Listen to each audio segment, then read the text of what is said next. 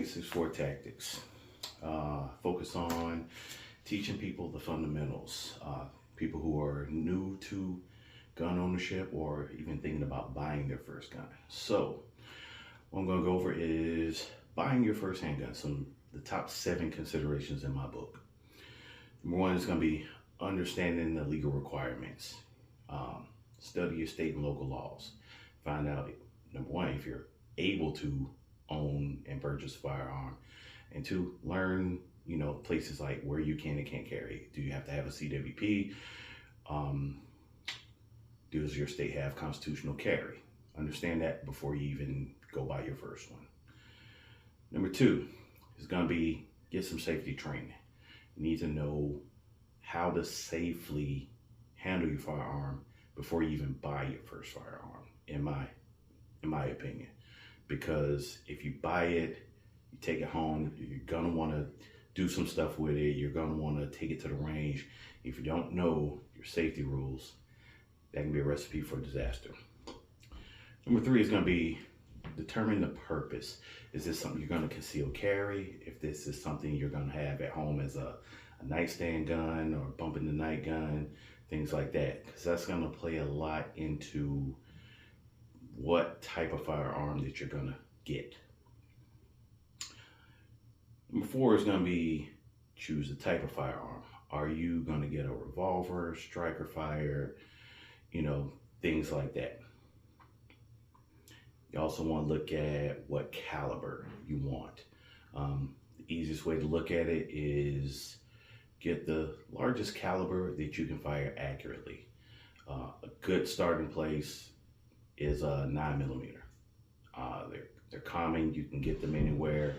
When you start getting into like exotic rounds or things like if you go revolver and you get like a 32, might be kind of hard to find ammo sometimes.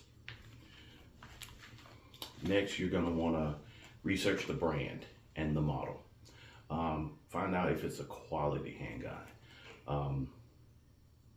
You don't want to buy something just because it's the cheapest, but you also don't want to go into a gun store and buy your first handgun and it's a $2,000 handgun and you don't even know how to shoot it yet. So research the brands and the model. Next, you want to look at your budget. What's your budget for this handgun? A lot of things people don't take into consideration is they look at just buying the handgun, but you're going to need eye protection, ear protection. You're going to need ammo. How many magazines does it come with? Are you going to need to buy extra magazines? Stuff like that can start to add up after a time. Next is going to be actually just go to your local gun store.